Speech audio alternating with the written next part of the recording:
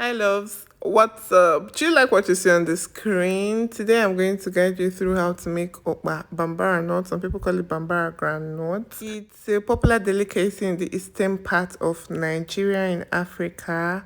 And yeah, let's get started.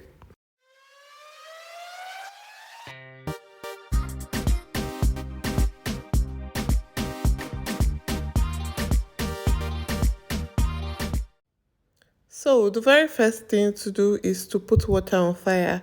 You're going to put water on fire and on low heat while we get things sorted out. So here I have a bowl, salt, scotch bonnet, I have a turning stick, and I have a whisk. So normally okpa would be made with hands, but yeah, long story short, today we're going to be using turning stick and a whisk.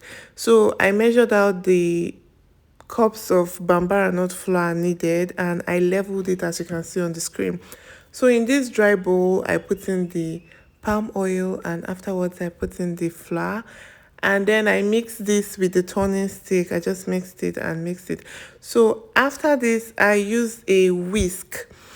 And the reason I use the whisk is to break and dissolve the lumps. Normally, you use your hand for this and then, like, you do all of that. But for the sake of hygiene and other things, I used the whisk and whisk that up. So the next thing I did was to add 1 cup of water, just 1 cup of water. And it is warm water, please.